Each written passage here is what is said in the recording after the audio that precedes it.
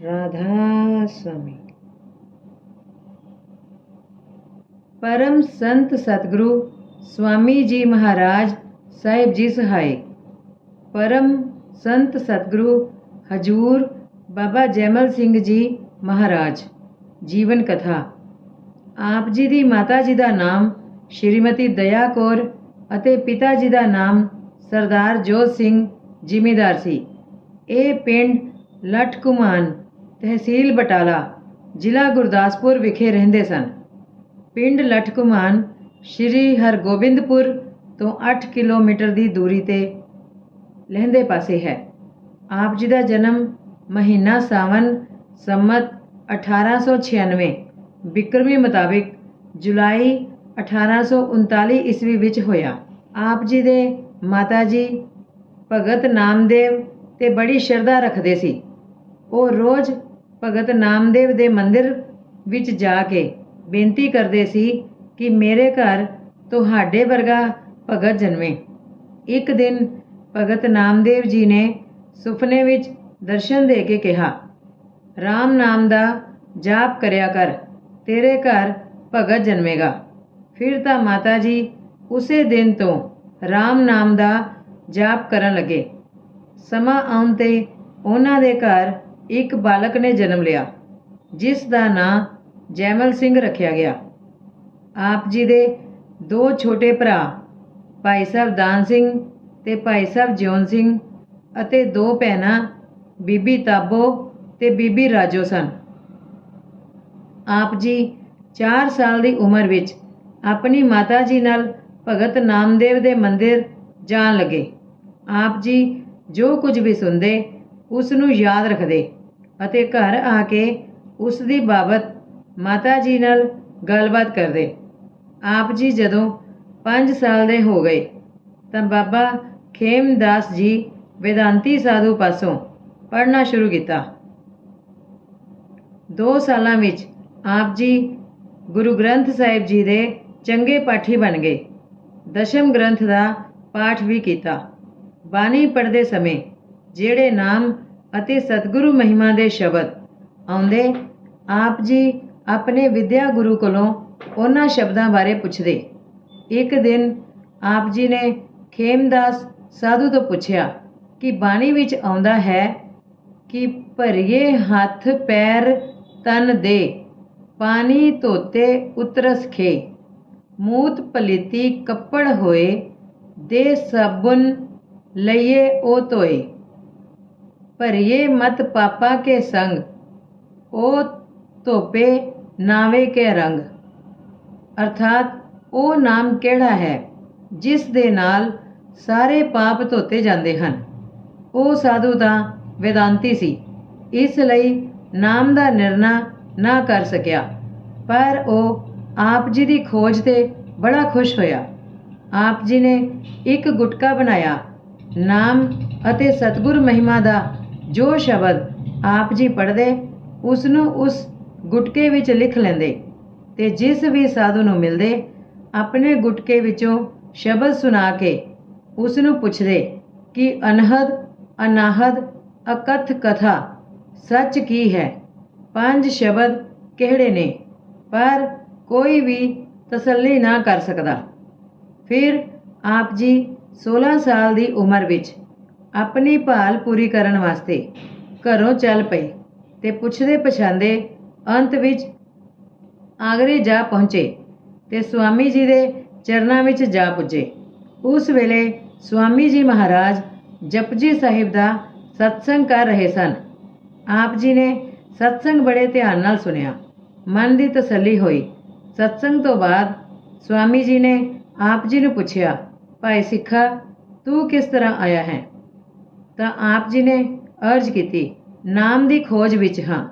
ਮੈਂ ਉਸ ਨੂੰ ਗੁਰੂ ਧਾਰਨ ਕਰਾਂਗਾ ਜਿਹੜਾ ਮੈਨੂੰ ਗੁਰੂ ਨਾਨਕ ਸਾਹਿਬ ਜੀ ਦੀ ਬਾਣੀ ਦੁਆਰਾ 5 ਨਾਮ ਦਾ ਭੇਦ ਦੱਸੇਗਾ। ਤਾਂ ਸਵਾਮੀ ਜੀ ਨੇ ਫਰਮਾਇਆ, ਮੈਂ ਤਾਂ ਸੰਤਾਂ ਦਾ ਟਹਿਲੂਆ ਹਾਂ। ਜੇ ਤੂੰ ਕੇਵਲ ਸਤਸੰਗ ਤੇ ਨਾਮ ਦਾ ਲੋੜਵੰਦ ਹੈ ਤਾਂ ਲੰਗਰ ਚੱਲਦਾ ਹੈ, ਜਦ ਤੱਕ ਦਿਲ ਚਾਹੇ ਰਹੋ ਅਤੇ ਸਤਸੰਗ ਸੁਣੋ। ਦੂਸਰੇ ਦਿਨ ਸਤਸੰਗ ਸ਼ੁਰੂ ਕਰਨ ਤੋਂ ਪਹਿਲਾਂ ਸਵਾਮੀ ਜੀ ਨੇ ਆਪ ਜੀ ਦਾ ਨਾਮ ਪੁੱਛਿਆ ਤਾਂ ਆਪ ਜੀ ਨੇ ਕਿਹਾ, ਹਜੂਰ ਮੇਰਾ ਨਾਮ ਜੈਮਲ ਸਿੰਘ ਹੈ। ਉਸ ਦਿਨ ਫਿਰ ਜਪਜੀ ਸਾਹਿਬ ਦਾ ਸਤਸੰਗ ਹੋਇਆ। ਤੀਸਰੇ ਪਹਿਰ ਸਵਾਮੀ ਜੀ ਮਹਾਰਾਜ ਨੇ ਆਪ ਜੀ ਨੂੰ ਕਿਹਾ, ਭਾਈ ਜੈਮਲ ਸਿੰਘ, ਅੱਜ ਤੂੰ ਕੋਈ ਗੁਰਬਾਣੀ ਦਾ ਸ਼ਬਦ ਪੜ੍ਹ ਕੇ ਸੁਣਾ। ਤਾਂ ਆਪ ਜੀ ਨੇ ਇਹ ਸ਼ਬਦ ਪੜ੍ਹਿਆ, ਮਾਝ ਮਹੱਲਾ ਤੀਜਾ, ਘਰ ਪਹਿਲਾ। ਕਰਮ ਹੋਵੇ ਸਤਿਗੁਰ ਮਿਲਾਏ, ਸੇਵਾ ਸੁਰਤ ਸ਼ਬਦ ਚਿਤ ਲਾਏ। ਜਦੋਂ ਸਾਰਾ ਸ਼ਬਦ ਪੜ੍ਹ ਕੇ ਸੁਣਾਇਆ ਤਾਂ ਸਵਾਮੀ ਜੀ ਮਹਾਰਾਜ ਨੇ ਬਚਨ ਕੀਤਾ, ਇਸ ਦੇ ਅਰਥ ਵੀ ਸਮਝਦਾ ਹੈ? ਤਾਂ ਆਪ ਜੀ ਨੇ ਅਰਜ਼ ਕੀਤੀ, ਆਪ ਹੀ ਕਿਰਪਾ ਕਰੋ। ਫਿਰ ਸਵਾਮੀ ਜੀ ਮਹਾਰਾਜ ਜੀ ਨੇ ਇਸ ਸ਼ਬਦ ਦੇ ਅਰਥ ਬੜੇ ਖੋਲ ਕੇ ਕੀਤੇ ਤੇ ਆਪ ਜੀ ਦੀ ਤਸੱਲੀ ਹੋਈ। ਤੀਸਰੇ ਦਿਨ ਫਿਰ ਸਵਾਮੀ ਜੀ ਮਹਾਰਾਜ ਜੀ ਨੇ ਬਚਨ ਕੀਤਾ, ਜੈਮਲ ਸਿੰਘ, ਅੱਜ ਫਿਰ ਆਪਣੇ ਲਿਖੇ ਹੋਏ ਸ਼ਬਦਾਂ ਵਿੱਚੋਂ ਕੋਈ ਹੋਰ ਸ਼ਬਦ ਸੁਣਾ। ਤਾਂ ਆਪ ਜੀ ਨੇ ਇਹ ਸ਼ਬਦ ਪੜ੍ਹਿਆ, ਮਾਝ ਮਹੱਲਾ ਤੀਜਾ, ਉਤਪਤ ਪਰਲੋ ਸ਼ਬਦੇ ਹੋਵੇ, ਸ਼ਬਦੇ ਹੀ ਫਿਰ ਉਪਤ ਹੋਵੇ। ਗੁਰਮੁਖ ਵਰਤੇ ਸਭ ਆਪੇ ਸਾਚਾ, ਗੁਰਮੁਖ ਉਪਾਏ ਸਮਾਵਨਿਆ। ਜਦ ਸਾਰਾ ਸ਼ਬਦ ਪੜ੍ਹ ਕੇ ਸੁਣਾਇਆ ਤਾਂ ਸਵਾਮੀ ਜੀ ਮਹਾਰਾਜ ਬੜੇ ਖੁਸ਼ ਹੋਏ ਅਤੇ ਇਸ ਸ਼ਬਦ ਦੇ ਪ੍ਰਮਾਣ ਦੇ ਕੇ ਅਤੇ ਖੋਲ ਕੇ ਅਰਥ ਕੀਤੇ। ਆਪ ਜੀ ਦੀ ਚੰਗੀ ਤਸੱਲੀ ਹੋਈ ਤਾਂ ਹੱਥ ਜੋੜ ਕੇ ਬੇਨਤੀ ਕੀਤੀ, ਹਜੂਰ ਮੈਨੂੰ ਨਾਮ ਦੀ ਕਿਰਪਾ ਕਰੋ। ਇਸ ਸਮੇਂ 1956 ਈਸਵੀ ਵਿੱਚ ਆਪ ਜੀ ਦੀ ਉਮਰ 17 ਸਾਲ ਦੀ ਸੀ। ਸਵਾਮੀ ਜੀ ਨੇ ਆਪ ਜੀ ਨੂੰ ਆਪਣੇ ਭਜਨ ਵਾਲੇ ਕਮਰੇ ਵਿੱਚ ਲਿਜਾ ਕੇ ਨਾਮ ਦੀ ਬਖਸ਼ਿਸ਼ ਕਰ ਦਿੱਤੀ ਤੇ ਜੁਗਤੀ ਵਿੱਚ ਬਿਠਾ ਦਿੱਤਾ ਅਤੇ ਆਪ ਬਾਹਰ ਆ ਗਏ। ਸਾਰਾ ਦਿਨ ਤੇ ਸਾਰੀ ਰਾਤ, ਅਗਲਾ ਸਾਰਾ ਦਿਨ ਤੇ ਸਾਰੀ ਰਾਤ ਲੰਘ ਗਈ। ਨਾ ਕਿਸੇ ਨੇ ਆਪ ਜੀ ਨੂੰ ਉਠਾਇਆ ਤੇ ਨਾ ਆਪ ਜੀ ਉੱਠੇ। 48 ਘੰਟੇ ਪਿੱਛੋਂ ਜਦੋਂ ਸਵੇਰ ਦਾ ਸਤਸੰਗ ਹੋ ਚੁੱਕਾ ਤਾਂ ਸਵਾਮੀ ਜੀ ਮਹਾਰਾਜ ਨੇ ਅੰਦਰ ਜਾ ਕੇ ਵੇਖਿਆ ਕਿ ਆਪ ਜੀ ਭਜਨ ਵਿੱਚ ਬੈਠੇ ਸਨ। ਸਵਾਮੀ ਜੀ ਨੇ ਜਾ ਕੇ ਸਿਰ ਤੇ ਹੱਥ ਰੱਖਿਆ ਤੇ ਕਿਹਾ, ਅੱਖਾਂ ਖੋਲੋ ਤੇ ਲੱਤਾਂ ਸਿੱਧੀਆਂ ਕਰ ਦਿਓ। ਥੋੜੇ ਚਿਰ ਪਿੱਛੋਂ ਉਸ ਨੂੰ ਨਾਲ ਲੈ ਕੇ ਬਾਹਰ ਸਤਸੰਗ ਵਾਲੇ ਥਾਂ ਤੇ ਆ ਗਏ। ਦੁੱਧ ਪਿਲਾਇਆ ਤੇ ਬਚਨ ਕੀਤਾ, ਤੂੰ ਤੇ ਸਾਡਾ ਪੁਰਾਣਾ ਸਾਥੀ ਹੈ। ਜੋ ਕੰਮ ਅਸੀਂ ਕਰਦੇ ਹਾਂ ਤੂੰ ਵੀ ਕਰੇਗਾ। ਮਾਸ ਸ਼ਰਾਬ ਦੀ ਵਰਤੋਂ ਨਹੀਂ ਕਰਨਾ ਤੇ ਆਪਣੀ ਕਿਰਤ ਕਰਕੇ ਖਾਣਾ। ਨਾਮ ਲੈਣ ਤੋਂ 1.5 ਮਹੀਨੇ ਪਿੱਛੋਂ ਨਵੰਬਰ 1856 ਈਸਵੀ ਵਿੱਚ ਸਵਾਮੀ ਜੀ ਦੇ ਹੁਕਮ ਨਾਲ ਆਪ ਜੀ ਆਗਰੇ ਵਿੱਚ ਹੀ ਪਲਟਨ ਵਿੱਚ ਭਰਤੀ ਹੋ ਗਏ। ਭਰਤੀ ਹੋਣ ਤੇ ਵੀ ਰੋਜ਼ ਦਰਸ਼ਨ ਨੂੰ ਆਉਂਦੇ ਰਹੇ। ਆਪ ਜੀ ਨੂੰ ਰੋਜ਼ ਆਉਂਦੇ ਵੇਖ ਕੇ ਫੌਜੀ ਸਿੱਖਾਂ ਨੇ ਪੁੱਛਿਆ ਕਿ ਤੁਸੀਂ ਰੋਜ਼ ਕਿੱਥੇ ਜਾਂਦੇ ਜੇ? ਆਪ ਜੀ ਨੇ ਕਿਹਾ, ਸ਼ਹਿਰ ਆਗਰੇ ਵਿੱਚ ਇੱਕ ਸੰਤ ਪ੍ਰਗਟ ਹੋਏ ਨੇ ਜਿਹੜੇ ਨਾਨਕ ਸਾਹਿਬ ਜੀ ਦੀ ਬਾਣੀ ਦਾ ਸਤਸੰਗ ਕਰਦੇ ਨੇ। ਉਹਨਾਂ ਦਾ ਸਤਸੰਗ ਸੁਣਨ ਜਾਂਦਾ ਹਾਂ। ਤਾਂ 6-7 ਸਿੱਖ ਜਵਾਨ ਆਪ ਜੀ ਦੇ ਨਾਲ ਐਤਵਾਰ ਨੂੰ ਸਵਾਮੀ ਜੀ ਦੇ ਦਰਸ਼ਨਾਂ ਨੂੰ ਆਏ। ਸਵਾਮੀ ਜੀ ਉਸ ਵੇਲੇ ਸਤਸੰਗ ਕਰ ਰਹੇ ਸਨ। ਸੇਠ ਪ੍ਰਤਾਪ ਸਿੰਘ ਜੀ ਨੇ ਕਿਹਾ, ਅੱਜ ਤਾਂ ਹੋਰ ਸਿੱਖ ਵੀ ਆਏ ਨੇ। ਤਾਂ ਸਵਾਮੀ ਜੀ ਬੋਲੇ, ਨਾਮ ਦੇ ਅਧਿਕਾਰੀ ਸਿੱਖ ਹੀ ਹਨ। ਇੱਧਰ ਦੇ ਲੋਕ ਤਾਂ ਪੱਥਰ ਪਾਣੀ ਦੀ ਪੂਜਾ ਕਰਦੇ ਨੇ। ਅਸੀਂ ਤਾਂ ਪੰਜਾਬ ਪ੍ਰਾਂਤ ਦੀ ਸਿਫਤ ਹੀ ਨਹੀਂ ਕਰ ਸਕਦੇ ਜਿੱਥੇ ਗੁਰੂ ਨਾਨਕ ਦੇਵ ਜੀ ਪ੍ਰਗਟ ਹੋਏ। ਸਾਰਿਆਂ ਨੇ ਸਤਸੰਗ ਸੁਣਿਆ। ਇਸ ਤਰ੍ਹਾਂ ਹੋਰ ਸਿੱਖ ਵੀ ਦਰਸ਼ਨਾਂ ਨੂੰ ਆਉਣ ਲੱਗੇ ਤੇ ਕਈਆਂ ਨੇ ਸਵਾਮੀ ਜੀ ਤੋਂ ਨਾਮ ਵੀ ਲਿਆ। ਥੋੜੇ ਚਿਰ ਪਿੱਛੋਂ 1857 ਈਸਵੀ ਵਿੱਚ ਆਪ ਜੀ ਦੀ ਪਲਟਨ ਦੀ ਬਦਲੀ ਆਗਰੇ ਤੋਂ ਦਿੱਲੀ ਹੋ ਗਈ। ਆਪ ਜੀ ਤੁਰਨ ਤੋਂ ਪਹਿਲੋਂ ਸਵਾਮੀ ਜੀ ਦੇ ਦਰਸ਼ਨ ਕਰਨ ਵਾਸਤੇ ਗਏ। ਅਰਜ਼ ਕੀਤੀ, ਆਪ ਤੋਂ ਵਿਛੜਨ ਨੂੰ ਜੀ ਨਹੀਂ ਕਰਦਾ। ਪਲਟਨ ਦੀ ਬਦਲੀ ਦਿੱਲੀ ਹੋ ਗਈ ਹੈ। ਜੀ ਕਰਦਾ ਏ ਕਿ ਨਾਮ ਕਟਵਾ ਲਵਾਂ ਤੇ ਆਪ ਜੀ ਦੇ ਚਰਨਾਂ ਵਿੱਚ ਰਹਾਂ। ਤਾਂ ਸਵਾਮੀ ਜੀ ਨੇ ਕਿਹਾ, ਤੇਰੇ ਮੇਰੇ ਵਿੱਚ ਕੋਈ ਫਰਕ ਤੇ ਭੇਦ ਨਹੀਂ ਹੈ। ਨੌਕਰੀ ਕਰੋ ਨਾਮ ਨਹੀਂ ਕਟਵਾਣਾ। ਜੇ ਪਲਟਨ ਵਿੱਚ ਕੋਈ ਨਾਮ ਦਾ ਲੋੜਵੰਦ ਹੋਵੇ ਤਾਂ ਅਧਿਕਾਰੀ ਵੇਖ ਕੇ ਨਾਮ ਦੇ ਦਿਆ ਕਰਨਾ। ਇਹ ਹੁਕਮ ਅਨਾਮੀ ਪੁਰਸ਼ ਦਾ ਤੇਰੇ ਵਾਸਤੇ ਹੈ। ਇਹ ਗੱਲ ਆਜ਼ਾਦੀ ਸੰਗਰਾਮ ਤੋਂ ਪਹਿਲਾਂ ਦੀ ਹੈ। ਜਦੋਂ 1857 ਵਿੱਚ ਸੰਗਰਾਮ ਸ਼ੁਰੂ ਹੋਇਆ, ਆਪ ਜੀ ਦੀ ਪਲਟਨ ਦਿੱਲੀ ਵਿੱਚ ਸੀ। ਸੰਗਰਾਮ ਸਮੇਂ ਆਪ ਜੀ ਦੀ ਪਲਟਨ ਤੋੜ ਦਿੱਤੀ ਗਈ। ਸੰਗਰਾਮ ਤੋਂ ਪਿੱਛੋਂ ਆਪ ਦੁਬਾਰਾ ਪਲਟਨ ਵਿੱਚ ਭਰਤੀ ਹੋ ਗਏ ਤੇ 24 ਸਿੱਖ ਰੈਜੀਮੈਂਟ ਵਿੱਚ ਪੇਸ਼ਾਵਰ ਚਲੇ ਗਏ। ਉੱਥੋਂ ਪਲਟਨ ਦੀ ਬਦਲੀ ਪਹਿਲਾਂ ਅੰਬਾਲੇ ਅਤੇ ਫਿਰ ਆਗਰੇ ਹੋ ਗਈ। ਆਪ ਜੀ ਨੂੰ ਫਿਰ ਰੋਜ਼ ਸਤਸੰਗ ਸੁਣਨ ਤੇ ਆਪਣੇ ਸਤਿਗੁਰ ਦਾ ਦਰਸ਼ਨ ਕਰਨ ਦਾ ਸਮਾਂ ਮਿਲਣ ਲੱਗਾ। ਆਪ ਜੀ ਦੇ ਵਸੀਲੇ ਨਾਲ ਕਈ ਸਿੱਖ ਜਵਾਨਾਂ ਨੇ ਵੀ ਨਾਮ ਲਿਆ। ਜਦੋਂ ਵਕਤ ਮਿਲਦਾ ਆਪ ਜੀ ਨਵੇਕਲੇ ਬੈਠ ਸ਼ਬਦ ਵਿੱਚ ਲੀਨ ਹੋ ਕੇ ਉਸ ਦਾ ਰਸ ਲੈਂਦੇ ਰਹਿੰਦੇ। ਸਾਰੇ ਸਤਸੰਗੀ ਆਪ ਜੀ ਦੀ ਬੜੀ ਇੱਜ਼ਤ ਕਰਦੇ, ਆਪ ਜੀ ਨੂੰ ਪੂਰਾ ਮਹਾਤਮਾ ਸਮਝਦੇ ਅਤੇ ਭਗਵਾਨ ਸਿੰਘ ਤਾਂ ਆਪ ਜੀ ਦਾ ਹੀ ਸਿੱਖ ਸੀ। ਇੱਕ ਦਿਨ ਆਪ ਜੀ ਨੂੰ ਸਤਸੰਗ ਵਿੱਚ ਬੈਠਿਆਂ ਪਹਿਰੇ ਤੇ ਆਉਣ ਨੂੰ ਚਿਰ ਲੱਗ ਗਿਆ। ਜਦੋਂ ਆਪ ਜੀ ਮੁੜ ਕੇ ਆਏ ਅਤੇ ਆਪਣੇ ਜੋਟੀਦਾਰ ਪਾਸ ਗਏ, ਜਿਸ ਦਾ ਨਾਂ ਭਗਵਾਨ ਸਿੰਘ ਸੀ, ਤਾਂ ਉਸ ਨੇ ਪੁੱਛਿਆ, ਆਪ ਪਹਿਰੇ ਤੋਂ ਆ ਗਏ? ਆਪ ਜੀ ਨੇ ਕਿਹਾ, ਪਹਿਰਾ ਕਿੱਥੇ ਸੀ? ਮੈਂ ਤਾਂ ਪਹਿਰੇ ਤੇ ਗਿਆ ਹੀ ਨਹੀਂ, ਸਤਸੰਗ ਸੁਣ ਕੇ ਆਇਆ ਹਾਂ। ਤਾਂ ਉਸ ਨੇ ਕਿਹਾ, ਮਖੌਲ ਕਰਦੇ ਜੇ, ਰਾਤ ਹਾਜ਼ਰੀ ਦੇ ਵੇਲੇ ਆਪ ਹਾਜ਼ਰ ਸੋ ਅਤੇ ਆਪ ਕੋਤ ਗਾਰਦ ਆਪਣੇ ਪਹਿਰੇ ਤੇ ਗਏ ਸੋ।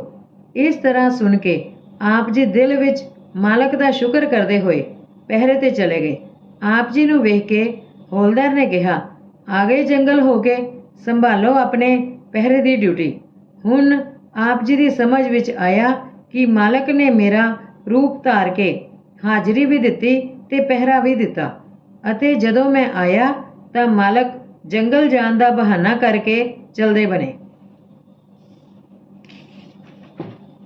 ਅਗਲੇ ਦਿਨ ਭਗਵਾਨ ਸਿੰਘ ਵੀ ਸਵਾਮੀ ਜੀ ਦੇ ਸਤਸੰਗ ਵਿੱਚ ਗਿਆ ਤੇ ਸੰਗਤ ਪਾਸੋਂ ਪੁੱਛਿਆ ਕਿ ਜੈਮਲ ਸਿੰਘ ਜੀ ਕੱਲ ਰਾਤ ਕਿਸ ਵੇਲੇ ਇੱਥੋਂ ਗਏ ਸਨ? ਤਾਂ ਜਵਾਬ ਮਿਲਿਆ ਕਿ 10 ਵਜੇ ਸਤਸੰਗ ਤੋਂ ਪਿੱਛੋਂ। ਤਾਂ ਉਸ ਨੇ ਕਿਹਾ, ਉਹ ਰਾਤ ਹਾਜ਼ਰੀ ਦੇ ਵੇਲੇ ਹਾਜ਼ਰ ਸਨ ਤੇ ਪਹਿਰੇ ਤੇ ਵੀ ਸਨ ਅਤੇ ਇੱਥੇ ਵੀ ਸਨ। ਇਹ ਕੀ ਗੱਲ ਹੈ? ਇਹ ਗੱਲ ਸਵਾਮੀ ਜੀ ਤੱਕ ਪੁੱਜੀ ਤਾਂ ਉਹਨਾਂ ਕਿਹਾ, ਜਿਹੜੇ ਮਾਲਕ ਦੇ ਭਗਤ ਹੁੰਦੇ ਨੇ, ਧੰਨੇ ਭਗਤ ਵਾਂਗ ਮਾਲਕ ਆਪ ਉਹਨਾਂ ਦੇ ਕੰਮ ਕਰਦਾ ਹੈ। ਭਗਵਾਨ ਸਿੰਘ ਨੇ ਇਹ ਗੱਲ ਪਲਟਨ ਵਿੱਚ ਆ ਕੇ ਦੱਸੀ ਤਾਂ ਉਸ ਦਿਨ ਤੋਂ ਸਤਸੰਗੀ ਤੇ ਬੇਸਤਸੰਗੀ ਸਭ ਆਪ ਜੀ ਨੂੰ ਮਹਾਤਮਾ ਮੰਨਣ ਤੇ ਇੱਜ਼ਤ ਕਰਨ ਲੱਗੇ। ਅਕਤੂਬਰ 1877 ਈਸਵੀ ਵਿੱਚ ਆਪ ਜੀ ਦੀ ਪਲਟਨ ਝਾਂਸੀ ਵਿੱਚ ਸੀ। ਜਦੋਂ ਛੁੱਟੀ ਮਿਲੀ ਤਾਂ ਆਪ ਜੀ ਸਵਾਮੀ ਜੀ ਦੇ ਦਰਸ਼ਨ ਕਰਨ ਵਾਸਤੇ ਆਗਰਾ ਪੁੱਜੇ। ਜਦੋਂ ਨੌਕਰੀ ਦੀ ਡਿਊਟੀ ਤੇ ਜਾਣ ਵਾਸਤੇ ਆਪ ਜੀ ਨੇ ਸਵਾਮੀ ਜੀ ਤੋਂ ਛੁੱਟੀ ਮੰਗੀ ਤਾਂ ਉਸ ਵੇਲੇ ਸਵਾਮੀ ਜੀ ਪਾਸ ਬਾਬਾ ਗਰੀਬਦਾਸ ਜੀ, ਰਾਏ ਸਾਹਿਬ ਸਾਲਗ੍ਰਾਮ, ਉਪਨਾਮ ਹਜੂਰ ਸਾਹਿਬ ਜੀ, ਚਾਚਾ ਪ੍ਰਤਾਪ ਸਿੰਘ ਜੀ, ਬਾਬਾ ਚੰਦਾ ਸਿੰਘ ਜੀ ਆਦਿ ਬੈਠੇ ਸਨ। ਛੁੱਟੀ ਮੰਗਣ ਤੇ ਸਵਾਮੀ ਜੀ ਨੇ ਕਿਹਾ, ਸਾਡਾ ਤੁਹਾਡਾ ਆਖਰੀ ਮੇਲਾ ਹੈ, ਸਾਡਾ ਕੰਮ ਪੂਰਾ ਹੋਇਆ, ਅਸੀਂ ਤੈਨੂੰ ਆਪਣਾ ਰੂਪ ਸਮਝਦੇ ਹਾਂ। ਚੰਦਾ ਸਿੰਘ ਦੀ ਬੇਨਤੀ ਮਾਲਕ ਨੇ ਮਨਜ਼ੂਰ ਕੀਤੀ ਹੈ ਕਿ ਪੰਜਾਬ ਵਿੱਚ ਨਾਮ ਦਾ ਪ੍ਰਵਾਹ ਚੱਲੇ, ਸੋ ਹੁਣ ਇਹ ਕੰਮ ਤੇਰੇ ਜ਼ਿੰਮੇ ਹੈ। ਹੁਣ ਅੱਸੂ ਦਾ ਮਹੀਨਾ ਹੈ, ਜੇਠ ਦੀ ਪੁੰਨਿਆ ਨੂੰ ਅਸਾਂ ਚੋਲਾ ਛੱਡ ਦੇਣਾ ਹੈ, ਪੰਜਾਬ ਵਿੱਚ ਨਾਮ ਦਾ ਛਿੱਟਾ ਦੇਣਾ, ਪਰ ਕੋਈ ਪੰਥ ਨਾ ਚਲਾਉਣਾ, ਕਿਸੇ ਦੇ ਧਰਮ ਵਿੱਚ ਦਖਲ ਨਾ ਦੇਣਾ। ਫਿਰ ਸਵਾਮੀ ਜੀ ਨੇ ਮਾਤਾ ਰਾਧਾ ਜੀ ਨੂੰ ਬੁਲਾਇਆ ਤੇ ਕਿਹਾ, ਜੈਮਲ ਸਿੰਘ ਸਾਡਾ ਗੁਰਮੁਖ ਸੇਵਕ ਹੈ, ਅਸਾਂ ਇਸ ਨੂੰ ਪੰਜਾਬ ਵਿੱਚ ਨਾਮ ਦੇਣ ਦਾ ਕੰਮ ਸੌਂਪਿਆ ਹੈ। ਇਹ ਕਹਿ ਕੇ ਸਵਾਮੀ ਜੀ ਨੇ ਆਪਣੇ ਸਿਰੋਂ ਪੱਗ ਲਾ ਕੇ ਆਪ ਜੀ ਨੂੰ ਦਿੱਤੀ। ਤਦ ਆਪ ਜੀ ਦੇ ਅਥਰੂ ਨਿਕਲ ਆਏ। ਫਿਰ ਸਵਾਮੀ ਜੀ ਨੇ ਜਾਣ ਵਾਸਤੇ ਕਿਹਾ ਤੇ ਆਪ ਜੀ ਝਾਂਸੀ ਆਪਣੀ ਪਲਟਨ ਵਿੱਚ ਆ ਗਏ। ਆਪ ਜੀ 1878 ਈਸਵੀ ਵਿੱਚ ਹੌਲਦਾਰ ਹੋ ਗਏ। ਪਲਟਨ ਕੰਧਾਰ, ਕੋਟਾ, ਬਲੋਚਿਸਤਾਨ ਤੇ ਫਿਰ ਮੁਲਤਾਨ ਆ ਗਈ। ਇੱਥੇ ਮਾਰਚ 1882 ਈਸਵੀ ਵਿੱਚ ਹਜੂਰ ਬੱਗਾ ਸਿੰਘ ਜੀ ਆਪ ਜੀ ਨੂੰ ਮਿਲੇ ਅਤੇ ਆਪ ਜੀ ਦੇ ਦੋਵੇਂ ਛੋਟੇ ਭਰਾ ਦਾਨ ਸਿੰਘ ਤੇ ਜਿਉਣ ਸਿੰਘ ਵੀ ਫੌਜ ਵਿੱਚ ਭਰਤੀ ਹੋ ਕੇ ਉੱਥੇ ਹੀ ਆ ਗਏ। ਸਨ 1883 ਈਸਵੀ ਵਿੱਚ ਆਪ ਜੀ ਦੀ ਪਲਟਨ ਮੀਆਂ ਮੀਰ ਚਲੀ ਗਈ ਤੇ ਸਨ 1899 ਈਸਵੀ ਵਿੱਚ ਸਿਆਲਕੋਟ। ਇੱਥੋਂ ਬਾਬਾ ਜੈਮਲ ਸਿੰਘ ਜੀ 7 ਜੂਨ 1899 ਈਸਵੀ ਨੂੰ ਪੈਨਸ਼ਨ ਆ ਗਈ ਅਤੇ ਘਰ ਆ ਕੇ ਰਹਿਣ ਲੱਗੇ। ਘਰ ਆ ਕੇ ਆਪ ਜੀ ਨੇ ਆਪਣਾ ਮਕਾਨ ਪੱਕਾ ਬਣਾਇਆ। ਬਾਬਾ ਜੈਮਲ ਸਿੰਘ ਜੀ ਦੇ ਪੈਨਸ਼ਨ ਆਉਣ ਤੋਂ ਪਿੱਛੋਂ ਆਪ ਜੀ ਦੇ ਦੋਵੇਂ ਛੋਟੇ ਭਰਾ ਦਾਨ ਸਿੰਘ ਤੇ ਜਿਉਣ ਸਿੰਘ ਵੀ ਪੈਨਸ਼ਨ ਆ ਗਏ। ਜਿਉਣ ਸਿੰਘ ਦਾ ਵਿਆਹ ਪਿੰਡ ਮੋਠਲਾ ਤਹਿਸੀਲ ਬਟਾਲਾ ਵਿੱਚ ਨਿਯਤ ਹੋਇਆ। ਵਿਆਹ ਤੋਂ ਪਹਿਲਾਂ ਆਪ ਜੀ ਆਗਰੇ ਗਏ। ਪਹਿਲਾਂ ਮਾਤਾ ਜੀ ਦਾ ਦਰਸ਼ਨ ਕੀਤਾ ਤੇ ਮੱਥਾ ਟੇਕ ਕੇ ਫਿਰ ਚਾਚਾ ਜੀ ਦਾ ਦਰਸ਼ਨ ਕੀਤਾ। ਉਹ ਜੱਫੀ ਪਾ ਕੇ ਮਿਲੇ ਤੇ ਗੱਦੀ ਤੇ ਬਿਠਾਉਣ ਲੱਗੇ ਤਾਂ ਬਾਬਾ ਜੈਮਲ ਸਿੰਘ ਜੀ ਬੋਲੇ, ਮੈਂ ਤਾਂ ਇਸ ਦਰ ਦਾ ਮੰਗਤਾ ਹਾਂ। ਇਹ ਥਾਂ ਧਨ ਹੈ ਜਿੱਥੋਂ ਮੈਨੂੰ ਨਾਮ ਮਿਲਿਆ। ਤਦ ਮਾਤਾ ਜੀ ਨੇ ਕਿਹਾ, ਪ੍ਰਤਾਪ ਸਿੰਘ ਸਵਾਮੀ ਜੀ ਨੇ ਕਿਹਾ ਸੀ ਕਿ ਅਸਾਂ ਜੈਮਲ ਸਿੰਘ ਨੂੰ ਸੱਚਖੰਡ ਦਾ ਤਖਤ ਬਖਸ਼ਿਆ ਹੈ। ਇਹਨਾਂ ਨੂੰ ਬਾਹਰ ਮੁਖੀ ਗੱਦੀਆਂ ਦੀ ਲੋੜ ਨਹੀਂ। ਇਹਨਾਂ ਮਾਨ ਮੜਿਆਈ ਵਿੱਚ ਨਹੀਂ ਪੈਣਾ। ਤਾਂ ਉਹਨਾਂ ਗੱਦੀ ਚੁੱਕ ਦਿੱਤੀ ਤੇ ਆਪ ਜੀ ਪੁੰਜੇ ਦਰੀ ਤੇ ਬੈਠ ਗਏ। ਉੱਥੇ ਬਾਬਾ ਗਰੀਬਦਾਸ ਜੀ ਵੀ ਆ ਗਏ। ਦੋਵੇਂ ਗੁਰੂ ਭਾਈ ਬੜੇ ਪਿਆਰ ਨਾਲ ਮਿਲੇ। ਦੂਸਰੇ ਦਿਨ ਬਾਬਾ ਜੈਮਲ ਸਿੰਘ ਜੀ, ਚਾਚਾ ਪ੍ਰਤਾਪ ਸਿੰਘ ਜੀ ਤੇ ਬਾਬਾ ਗਰੀਬਦਾਸ ਜੀ ਪਿੱਪਲ ਮੰਡੀ ਰਾਏ ਸਾਹਿਬ ਸਾਲਗ੍ਰਾਮ ਜੀ ਨੂੰ ਮਿਲਣ ਗਏ। ਅੱਗੇ ਉਹ ਵੱਡੇ ਗੱਦੇ ਤੇ ਬੈਠੇ ਸਨ। ਵੇਖਦਿਆਂ ਹੀ ਉਹਨਾਂ ਉੱਠ ਕੇ ਬਾਬਾ ਜੀ ਨੂੰ ਜੱਫੀ ਪਾ ਲਈ ਅਤੇ ਆਪਣੇ ਪਾਸ ਬਿਠਾਉਣ ਲੱਗੇ। ਪਰ ਆਪ ਜੀ ਬੜੀ ਨਿਮਰਤਾ ਨਾਲ ਦਰੀ ਤੇ ਬੈਠ ਗਏ। ਅਗਲੇ ਦਿਨ ਹਜੂਰ ਸਾਹਿਬ ਜੀ ਨੇ ਇੱਕ ਤਿੱਲੇਦਾਰ ਪੁਸ਼ਾਕ ਬਾਬਾ ਜੀ ਦੇ ਪੇਸ਼ ਕੀਤੀ। ਬਾਬਾ ਜੀ ਨੇ ਕਿਹਾ, ਅਸੀਂ ਤਾਂ ਖੱਦਰ ਪਾਉਣ ਵਾਲੇ ਗਰੀਬ ਜ਼ਿਮੀਂਦਾਰ ਹਾਂ। ਇਹ ਆਪ ਨੂੰ ਹੀ ਸ਼ੋਭਾ ਦਿੰਦੀ ਹੈ। ਤਾਂ ਹਜੂਰ ਸਾਹਿਬ ਨੇ ਕਿਹਾ, ਸਵਾਮੀ ਜੀ ਮਹਾਰਾਜ ਨੇ ਤੁਹਾਨੂੰ ਸੱਚਖੰਡ ਦਾ ਤਖਤ ਬਖਸ਼ਿਆ ਹੈ। ਮੈਂ ਉਹਨਾਂ ਦੀ ਜ਼ੁਬਾਨੀ ਸੁਣਿਆ ਸੀ ਕਿ ਪੰਜਾਬ ਵਿੱਚ ਜੀਵਾਂ ਦਾ ਉਧਾਰ ਭਾਈ ਜੈਮਲ ਸਿੰਘ ਦੇ ਜੁਮੇ ਹੈ। ਤਾਂ ਚਾਚਾ ਜੀ ਬੋਲੇ, ਹਾਂ ਇਹ ਸੱਚ ਹੈ। ਅਸੀਂ ਕਿਸ ਤਰ੍ਹਾਂ ਤੁਹਾਨੂੰ ਗਰੀਬ ਮੰਨੀਏ। ਮੇਰੇ ਦਿਲ ਵਿੱਚ ਆਪ ਜੀ ਦੀ ਮਹਿਮਾ ਤੇ ਇੱਜ਼ਤ ਸਵਾਮੀ ਜੀ ਨੂੰ ਛੱਡ ਕੇ ਸਭ ਤੋਂ ਵੱਧ ਹੈ। ਤਾਂ ਰਾਏ ਸਾਹਿਬ ਨੇ ਕਿਹਾ, ਆਪ ਇਹ ਕੱਪੜੇ ਪਾ ਲਓ ਤੇ ਫਿਰ ਲਾ ਕੇ ਮੈਨੂੰ ਦੇ ਦੇਣੇ। ਤਾਂ ਚਾਚਾ ਜੀ ਬੋਲੇ, ਨਹੀਂ ਆਪ ਤਾਂ ਦੇਣ ਵਾਲੇ ਹੋ, ਇਹ ਮੈਨੂੰ ਮਿਲਣੇ ਚਾਹੀਦੇ ਨੇ। ਇਸ ਪ੍ਰੇਮ ਵਾਰਤਾ ਨਾਲ ਬਾਬਾ ਜੀ ਦੇ ਨੇਤਰਾਂ ਵਿੱਚ ਅਥਰੂ ਆ ਗਏ। ਮਾਤਾ ਰਾਧਾ ਜੀ ਨੇ ਉਹ ਕੱਪੜੇ ਫੜ ਕੇ ਬਾਬਾ ਜੀ ਨੂੰ ਦਿੱਤੇ ਤਾਂ ਉਹਨਾਂ ਫੜ ਕੇ ਆਪਣੇ ਸਿਰ ਤੇ ਰੱਖ ਲਏ। ਆਪ ਜੀ 7 ਦਿਨ ਆਗਰੇ ਰਹੇ। ਆਉਣ ਲੱਗਿਆ ਆਪ ਜੀ ਨੇ ਬਾਬਾ ਗਰੀਬਦਾਸ ਜੀ ਪਾਸ ਬੇਨਤੀ ਕੀਤੀ, ਮੇਰੇ ਛੋਟੇ ਭਰਾ ਦਾ ਵਿਆਹ ਹੈ, ਕਿਰਪਾ ਕਰਕੇ ਸਾਨੂੰ ਦਰਸ਼ਨ ਦੇਣਾ। ਉਹਨਾਂ ਬੇਨਤੀ ਮਨਜ਼ੂਰ ਕੀਤੀ ਅਤੇ ਨਿਯਤ ਦਿਨ ਅਤੇ ਪਤਾ ਲਿਖ ਲਿਆ। ਜਦੋਂ ਮਾਤਾ ਰਾਧਾ ਜੀ ਤੋਂ ਵਾਪਸ ਜਾਣ ਦੀ ਛੁੱਟੀ ਮੰਗੀ ਤਾਂ ਮਾਤਾ ਜੀ ਨੇ ਚਾਚਾ ਜੀ ਨੂੰ ਬੁਲਾਇਆ ਤੇ ਕਿਹਾ, ਤੁਹਾਨੂੰ ਯਾਦ ਹੈ ਕਿ ਸਵਾਮੀ ਜੀ ਨੇ ਅੰਤ ਸਮੇਂ ਕਿਹਾ ਸੀ ਕਿ ਰਾਧਾ ਜੀ ਨੂੰ ਮੇਰਾ ਰੂਪ ਜਾਣਨਾ।